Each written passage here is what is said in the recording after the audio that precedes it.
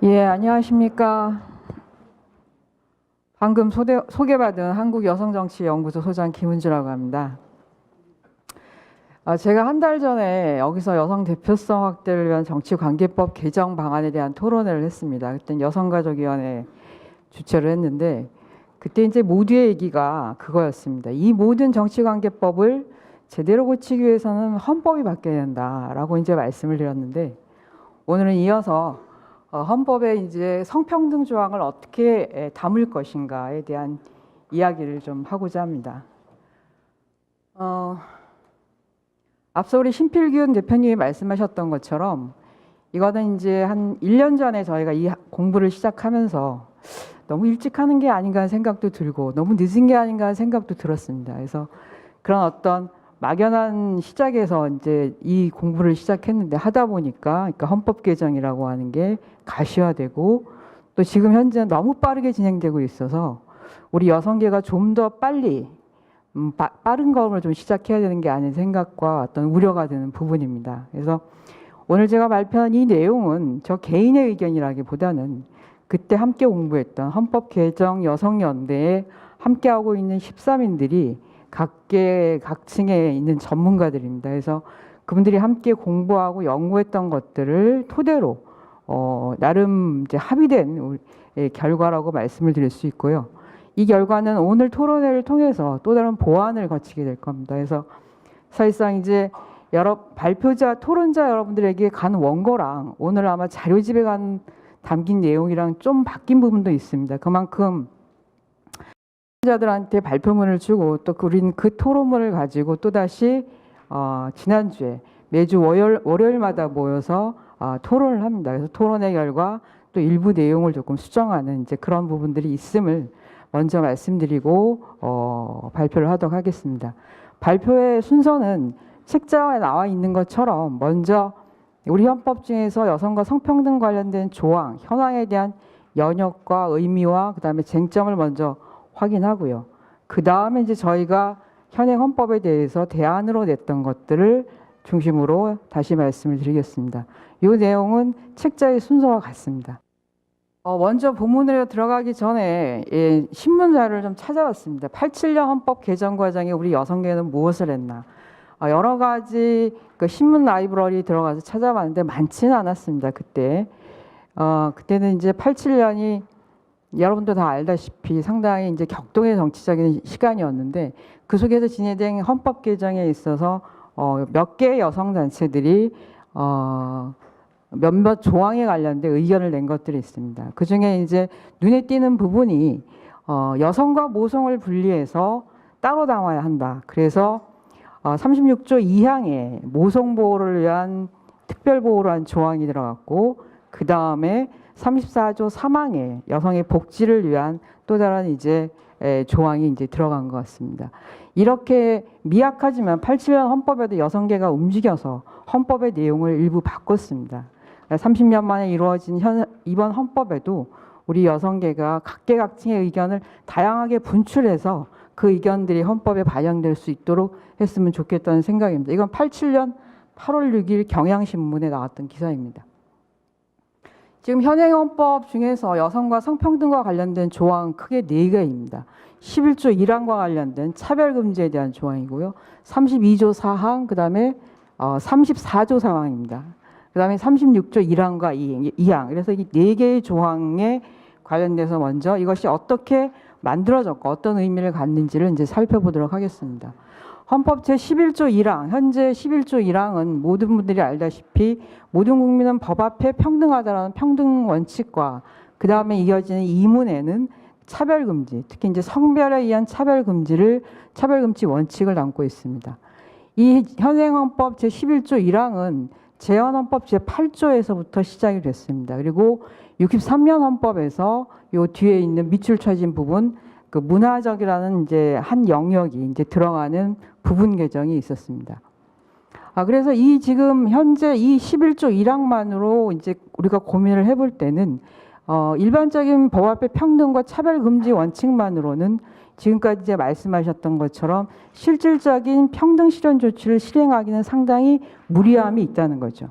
우리가 잘 알다시피 2012년도에 민주당에서 지역구 여성 공천 15% 의무 할당제를 시작했을 때 그 예비 남성 후보들이 들고 일어났던 게 뭐냐면 헌법 제소를 하겠다고. 이거는 헌법에 없는 사항을 의무적으로 한다는 거죠. 그래서 남녀 동권의 문제가 나왔던 적극적 실현 조치를 실현하기에는 상당히 제한적인 측면이 있다는 겁니다.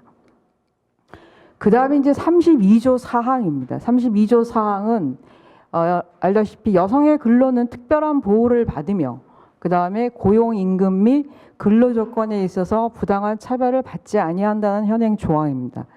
이 조항은 재헌헌법 시절에는 제17조에 여자와 소년의 근로는 특별한 보호를 받는다라고 나왔습니다. 그러니까 여성의 노동과 소년의 노동을 등치시키는 그런 어떤 차별적인 의견들이라고 문제제기를 할 수 있고요. 그리고 이 헌법은 그 이후에 쭉 있다가 87년 헌법 개정 과정에서 그 뒤문에 그러니까 여자와 소년을 분리하고 그 이어지는 고용, 임금 및 근로 조건의 차별 금지라고 하는 사항이 여성계의 요구로 이제 반영이 됐습니다. 이 32조는 이제 근로권에 관한 조항입니다. 여러분들 다 알다시피 여성의 근로가 특별한 보호를 받아야 할 필요가 있는가라고 하는 문제 제기가 있습니다. 이거는 여성의 근로라고 하는 걸, 여성의 노동이라고 하는 걸 불완전한 대상으로 소년의 근로와 같은 맥락에서 이해했던 게 그대로 지금 반영되게 있는 게 아닌가 하는 생각도 들고, 오히려 여성의 근로에 대한 특별한 보호를 요청함으로 인해서 뒤에서 얘기하는 차별 금지가 아니라 차별을 정당화하는 명분으로 작동할 수 있는 구조로 이 헌법은 이제 만들어져 있다는 거죠. 물론 이렇게 해서 이제 특별한 보호라고 하는 규정이 불필요하다는 얘기도 있지만, 그럼에도 불구하고 현실적으로 임신한 여성 근로자에 대한 특별한 보호가 필요하다라는 주장 또한 적지 않습니다. 그래서 이 조항은 36조 2항 모성보호에 관련된 2항과 연계해서 좀 더 논의해볼 필요가 있습니다. 그 다음에 이제 34조 3항에 대한 겁니다. 이 34조 3항은 국가는 여자의 복지와 권익 향상을 위해서 노력해야 한다는 규정입니다. 그래서 이건 인간다운 생활을 할 권리를 규정한 34조에 있는 내용인데요. 그러니까 사회적 취약계층을 위한 국가의 의무를 규정하고 있습니다. 여성의 복지, 노인, 청소년 이렇게 각 항별로 이어져 있는 부분입니다. 이 부분은 이제 87년 헌법 개정에서 신설된 조항입니다. 그 이전에는 이와 관련된 조항이 없습니다. 그러나 물론 이제 이 조항을 통해서 여성의 복지 증진이라고 하는 걸 정책을 실현할 수 있는 토대는 됐지만, 그러나 여기서 말했던 것처럼 이 사항 5항에는 노인, 그 다음에 청소년, 장애인 이런 각각의 사회적 취약계층에 대한 복지와 관련된 국가의 의무가 있습니다.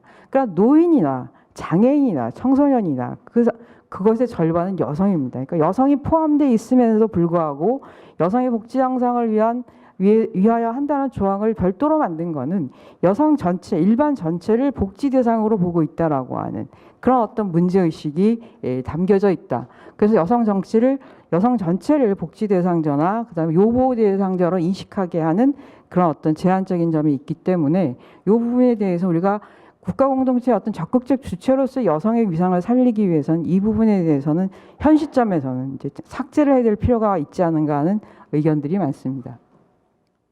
그 다음에 이제 36조 1항과 2항입니다. 이게 가장 이제 핫하게 아무래도 논란이 될 수 있는 부분이기도 합니다만, 현재 36조 1항은 혼인과 가족 생활은 개인의 존엄과 양성의 평등을 기초로 성립되고 유지되어야 하며 국가는 이를 보장한다. 2항은 국가는 모성의 보호를 위하여 노력해야 한다라고 한 두 개의 조항으로 되어 있습니다. 이 조항은 이제 재헌헌법 제20조에는 남녀 동권에 의한 혼인 구성 원칙을 천명했습니다. 오히려 지금 현행 헌법보다 더 강한 의미를 담고 있는데, 그런데 이 규정이 이제 유신헌법에 들어오면 남녀 동권이라고 하는 조항이 삭제되고 혼인의 순결을 위해서 국가는 보호해야 된다는 그런 내용으로 개정이 됩니다.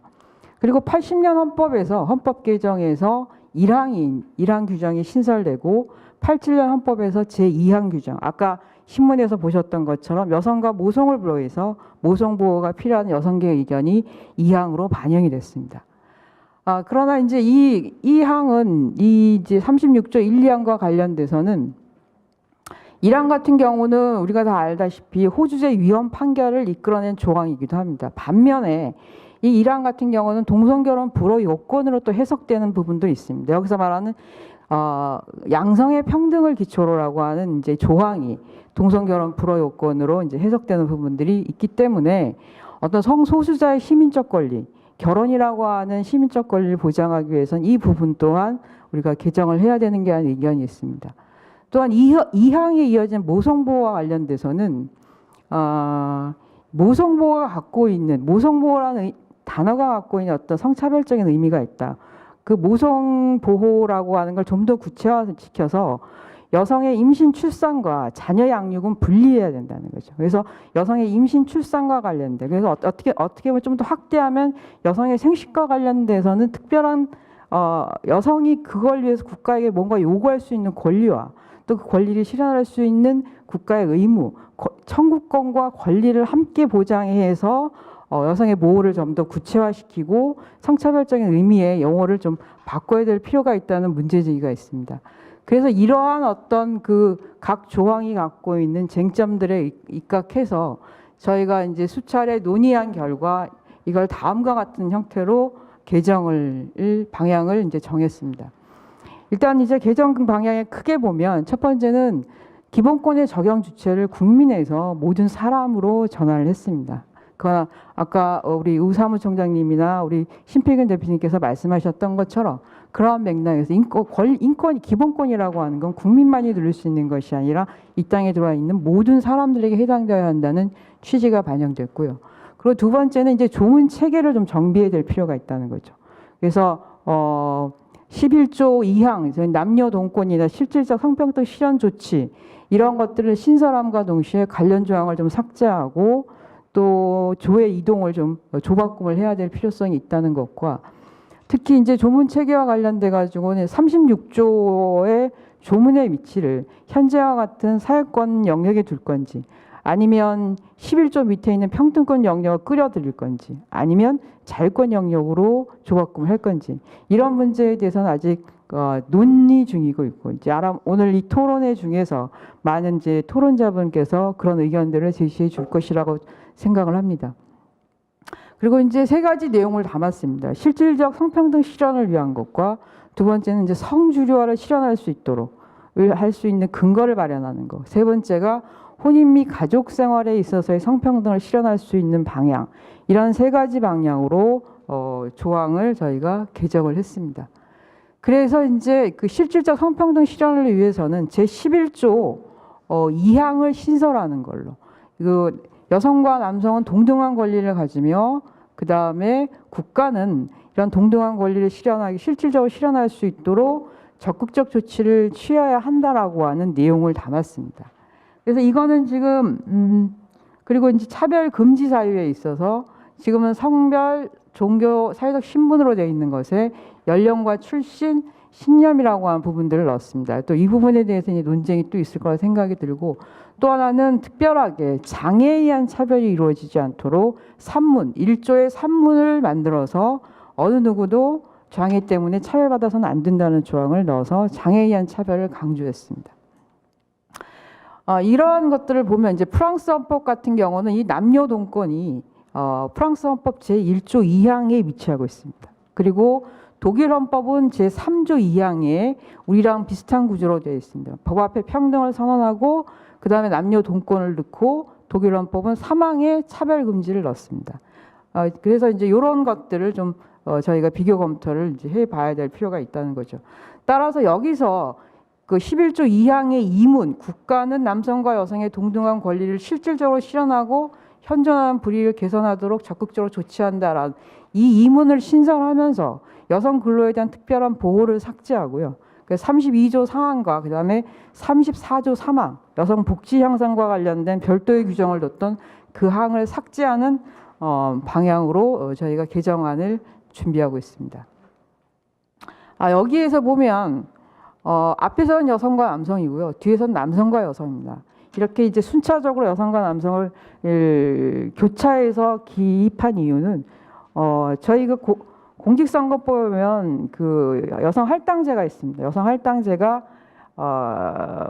비례대표 순위가 홀수 번호가 여성입니다. 그래서 먼저 여성을 언급하고 그 다음에 남성을 공천하게 돼 있어서 요거는 이제 성평등 헌법이기도 하지만 공직선거법에 이미 그런 규정이 있기 때문에 그런 정신을 담아서 우리 헌법에서도 여성과 남성 또 이어서 나오면 그 다음에 남성과 여성 뭐 이런 방식으로 하는 것도 좋겠다는 의견들이 이제 있어서 반영을 좀 했습니다. 그 다음에 이제 성주류와 관련된 걸로 이제 여성 대표성의 문제와 공직 지출에 있어서 여성 대표성의 문제와 성인지 예산과 관련된 헌법적 규정을 만드는 걸 근거를 이제 신설했습니다. 그래서 11조 3항 현재 평등권은 3항에 국가는 공직 진출에 있어서 남녀의 동등한 참여를 보장한다라고 해서 저희 안은 그렇게 만들었습니다. 그리고 이제 54조의 예산과 관련된 헌법 내용인데 그중에 사항을 신설해서 정부는 예산의 편성과 집행에 있어서 여성과 남성 간의 불평등을 해소하고 실질적 평등을 실현해야 된다라고 하는 규정을 신설해서 국가가 정부가 어떤 정책을 예산을 집행하고 편성함에 있어서 성인지적 관점을 갖고 집행할 수 있도록 저희가 했습니다. 이 11조 3항에 대해서는 이제 조항에 대한 규정 위치에 대해서는 여러 단체에서나 의견들을 냈는데 각각 좀 위치가 좀 다릅니다. 그래서 저희 같은 경우는 이제 11조 3항에 평등권 하에 3항을 이제 넣었습니다. 반면에 이제 25조 2항에 이제 넣지 않은 공무단임권을 규정하고 있는 이 25조 2항으로 이제 신설하자는 의견도 있는데 이 의견은 자칫하면 이제 군 가산점제 논란과 같은 게 남성들로부터 이제 제기될 수 있는 부분들이 없지 않아 있을 것 같은 우려가 있고요. 또 41조 2문으로 국회의원 정수를 규정한 부분에 동수로 해야 된다는 걸 넣자는 안도 있습니다만 그렇게 되면 지방의회가 빠지는 부분이 있습니다. 그래서 이러한 것들을 이제 25조 2항과 41조 2문으로 넣는 것들이 갖고 있는 그런 한계들을 좀 고려한다면 가장 적당한 위치는 11조 3항으로 넣는 것이 바람직하다라고 저희는 이제 생각을 하고 있습니다. 그 다음에 이제 마지막으로 이제 혼인 및 가족생활 등에서의 성평등의 실현입니다. 지금 현행 헌법은 36조 1항과 2항 그리고 이제 3항이 이어지고 있는데요. 이 3항은 이 내용이 아니라 보건에 관련된 겁니다. 그래서 이거를 이제 저희 개헌 여성연대 같은 경우는 이제 4항으로 늘렸습니다. 그리고 36조 1항에서 혼인과 가족생활은 그동안에 개인의 존엄과 양성의 평등을 기초로라고 돼 있는 것을 그냥 개인의 존엄과 평등, 개인의 존엄성을 인정하고 그 개인 간의 평등에 입각해서 혼인이 구성되고 가족생활이 유지되어야 한다는 의미를 담았습니다. 그래서 혼인 및 가족생활에서의 주체를 여성과 남성이라고 하는 양성이 아니라 개인으로 전환을 했습니다. 그 다음에 이제 2항 같은 경우는 국가는 모성의 보호를 위해서 특별한 보호를 해야 한다는 그 조항을 저희는 이렇게 두 개로 분리를 했습니다. 지금 대부분의 이제 개정안들 속에서는 임신, 출산, 양육을 같은 맥락에 놓고 있습니다. 그러나 임신과 출산이라고 하는 건 여성의 몸에서 일어나는 일이고 여성의 생식기, 여성의 건강과도 관련된 부분이 있기 때문에 이게 임신, 출산, 양육이 같은 맥락에서 이루어지는 것은 타당치 않다라고 봅니다. 그래서 이 두 가지를 분리해서 여성은 임신과 출산에 있어서 특별한 보호를 받을 권리가 있으며 국가는 이를 보호한다는 겁니다.